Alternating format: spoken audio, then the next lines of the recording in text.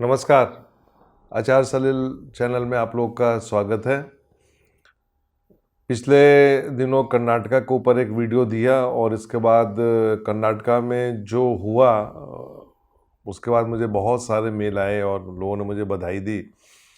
मैं अपने फॉलोअर्स को बताना चाहता हूं कि एक लंबे कैरियर में जो एस्ट्रोलॉजी का कैरियर रहा है, एस्ट्रोलॉजी मेरा कैरियर नहीं रहा, मेरी एक प्रकार से हॉबी रही है और ये परिवार में भी रही है।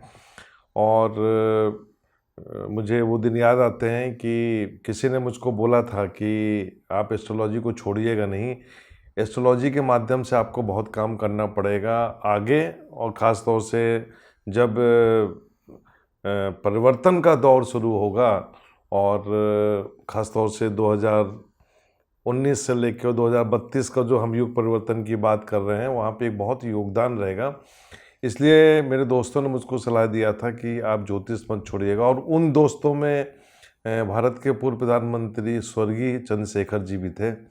एक लंबी कहानी है, एक लंबी अनुभव रहा है उनके साथ, वक्त बिताया मैंने उनके साथ। मैं भारत की 140 करोड़ के जो अपनी आबादी है, मैं सभी लोगों से चाहूँगा कि वो ज्योतिष को पढ़ें, उसका पठन करें, मनन करें और इसको आगे बढ़ाएं। ये एक ऐसी विद्या है जो आपको हर सेकंड की जानकारी दे सकती है, सिर्फ रिसर्च की ज़रूरत है। ये वीडियो जो है इसमें मैंने ये बताने की कोशिश करी है कि कर्नाटका तो एक एग्जाम्पल था।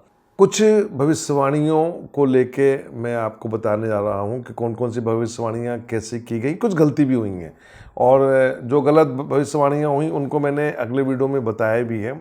और ये चूक हुई, और चूक इसलिए हुई क्योंकि डेटा सही नहीं था, और जब डेटा सही होता है तो प्रिडिक्शन करने में बड़ा मज़ा आता है। पिछले 7-8 सालों में खासतौर से सोशल मीडिया में आने के बाद जो मेरी बड़ी खूबसूरत भविष्यवाणियाँ थी जो मुझे बहुत पसंद हैं, और मैंने अपने फॉलोअर्स के लिए उनकी कुछ क्लिपिंग्स निकलवाई और ये वीडियो मेरे फॉलोअर्स को समर्पित है। आप इनको देखिए और इसका आनंद उठाइए।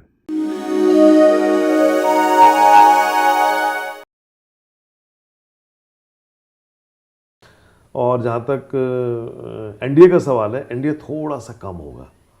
एनडीए कम होगा। एनडीए थोड़ा सा कम होगा, बीजेपी मेजॉरिटी में रहेगी, मतलब सरकार मोदी जी अपनी बना ले जाएंगे। बीजेपी अपने दम पर सरकार बनाने की ले स्थिति में जाएंगे। रहेगी।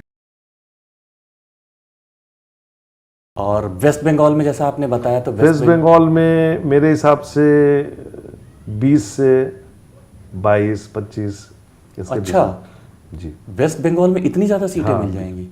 वेस्ट बंगाल में इनका गेन है।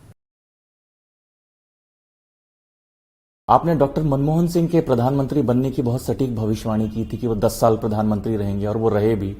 2014 में आपने नरेंद्र मोदी जी के बारे में भविष्यवाणी की कि वो प्रधानमंत्री बनेंगे। उनके शपथ ग्रहण का मुहूर्त का समय भी आपने निकाला कि 26 तारीख को, 26 मई को शाम के समय वो शपथ लेंगे। वो भी हुआ, बिल्कुल ही उसी सही समय पे सही तरीके से हुआ। अभी 2019 में आम चुनाव फिर से हैं भारत में। इस वक्त ज्योतिष गणना के अनुसार किनको आप प्रधानमंत्री देख रहे हैं, किनका संभावना ज्यादा है प्रधानमंत्री बनने का? इस बारे में जरा हमारे दर्शकों को विस्तार से बताइए। विवेक जी, हम तो आज भी कह रहे हैं कि मोदी जी का जो हमने भविष्यवाणी की थी कि मोदी जी 10 साल प्रधानमंत्री रहेंगे, आज मैं ये कहना चाहूँगा कि मोदी जी अगले 14 साल तक प्रधानमंत्री रहेंगे। 14 साल का मतलब ये है कि 5 साल ये कट चुके हैं, अगले 9 साल तक हम मोदी जी को प्रधानमंत्री के पद पे देखेंगे। कि केजरीवाल जी की कुंडली, आम आदमी पार्टी की कुंडली, कांग्रेस की कुंडली, बीजेपी की कुंडली, इन सब कुंडलियों को जब मैं विस्तृत कैलकुलेशन करता हूँ तो मुझे क्लियर कट दिख रहा है कि इन 7 लोकसभा में बीजेपी का पलड़ा भारी है। मतलब मोदी का जो जादू है वो दिल्ली में है, और दिल्ली की जनता कहीं ना कहीं जाके उनको पसंद कर रही है। 2019 में, सितंबर 2019 में जैसे ही चाइना की बुद्ध की महादशा शुरू हुई, दर्शकों, बुद्ध यहाँ पे वक्री है। केतु के साथ बैठा हुआ है, दोनों के बीच में 3 डिग्री का फर्क है। सूर्य उसके साथ बैठा हुआ है। केतु ने यहाँ पे मेडिकल एस्ट्रोलॉजी में वायरस का रोल प्ले किया, उसको इजाद किया गया, उसको डेवलप किया गया, लेकिन बुध के साथ में वो बैठा हुआ है। बुध वक्री है, जाने अनजाने, क्योंकि देखिए जब भी कोई रिसर्च वर्क होता है, कोई भी षड्यंत्र होता है, कोई भी गोपनीय काम होता है, तो 8वां घर इन्वॉल्व रहेगा। तो शनि 8वें घर में, तो सब इजाद हो गया। बुध 9वें घर में सूर्य के साथ अष्टमें वहाँ पे बैठा हुआ है। तो ये जो पूरी प्लानिंग हुई वो लीक हो गई, और ये लीक होने के बाद ये वर्ल्ड में पूरा फैल गया। ये एक थोड़ा सा ब्लंडर मिस्टेक हुई है, थोड़ी सी। मेरे हिसाब से ये 2021 में होना चाहिए था, लेकिन वक्री बुध ने इसको लीक कर दिया 2020 में। मेरे हिसाब से कितनी भी जद्दोजहद हो, ममता बनर्जी अपनी सरकार को बचा ले जाएंगी। मैं आज ये कहना चाहूँगा कि 2021 में जो मुख्यमंत्री के प्रबल दावेदार होंगे उसमें से एम.के. स्टालिन होंगे। इसका मतलब ये हुआ सत्ता का परिवर्तन हो रहा है, और AIDMK की जगह DMK पार्टी जो है वो सत्ता की वापसी करेगी।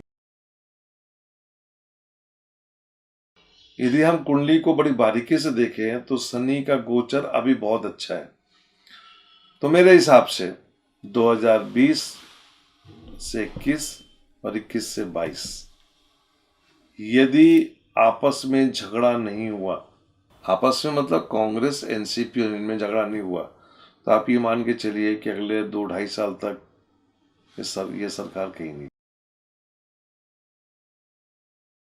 इसका मतलब ये हुआ कि सरकार तो बीजेपी बना ले जाएगी, लेकिन कहीं ना कहीं जाके मुख्यमंत्री के जो चांसेस होंगे, हो सकता है कोई दूसरा मुख्यमंत्री आए, ये एक संभावना है। मैं एज एस्ट्रोलॉजर बता रहा हूँ कि 2025 तक का जो समय होगा, आगे आने वाले 4-5 साल जो होंगे, इस इंडस्ट्रीज के लिए एक डाउनफॉल होगा। मैंने कई वीडियो में बोला है कि जो शनि और गुरु का जो ट्रांजिट है 2019 और 20 वाला मुंडन एस्ट्रोलॉजी के हिसाब से, वो साफ बताता है कि फिल्म इंडस्ट्री में भी बहुत कुछ चेंज होने वाला है। बहुत कुछ मतलब बहुत कुछ। इस वर्ष अप्रैल 2021 से 2022 के बीच में पाकिस्तान में सत्ता पलट होगा, जिसकी पूरी संभावना है, और मेरे हिसाब से इमरान खान जाएंगे, आर्मी टेक ओवर करेगी और इमरान खान को उनके पद से हटा के और खुद कंट्रोल करेगी। ऐसा 9 वर्ष की कुंडली में साफ दिखाई दे रहा है। क्या युद्ध होगा? बिल्कुल होगा, इसमें कोई दो राय नहीं है कि फरवरी का जो तीसरा हफ्ता होगा, यहाँ पे जाके स्थिति बहुत ख़राब हो जाएगी, और ये स्थिति पूरी साल भर चलेगी। तो मेरा ये मानना है कि फरवरी का एंड और मार्च के जो आपके 2 हफ्ते रहेंगे, ये बहुत ही विनाश लीला देखेंगे। और जहाँ तक पूरे साल को हम देखें 2022, ये छुटपुट चलता रहेगा। तो युद्ध तो बिल्कुल होगा, इसमें कोई दो राय नहीं है।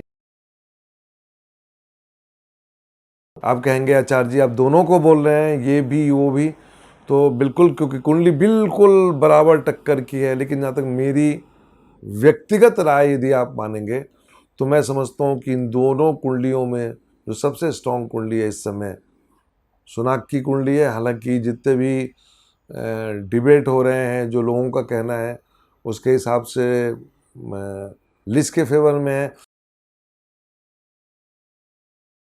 और शनि का ट्रांजिट जैसे ही कुंभ में पहुंचेगा, तो आप ये मान के चलिए कि मेरी ये गौतम अदानी जी को सलाह है, संभल जाए। भारत का बहुत पैसा, लोगों का बहुत पैसा उन्होंने लोन के रूप में लिया हुआ है बैंकों के माध्यम से, संभल के चलें।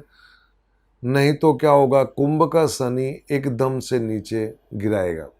हालांकि वृष लग्न की कुंडली में 7.5 का रिजल्ट उतना खराब नहीं होता, लेकिन क्योंकि शुक्र तीसरे घर में बैठा हुआ है, राहु भी तीसरे घर में बैठा हुआ है और शनि ट्रांजिट में पहुंचेगा कुंभ के ऊपर, जहाँ पे चंद्रमा और गुरु बैठे हुए हैं। तो आप ये मान के चलिए, गुरु जो कि धन का कारक है, और यदि हम इस कुंडली में होरा चार्ट को देखें तो ये होरा चार्ट ये साफ बताता है कि कहीं ना कहीं जनवरी के बाद आपको फाइनेंशियल लॉस होना शुरू होंगे।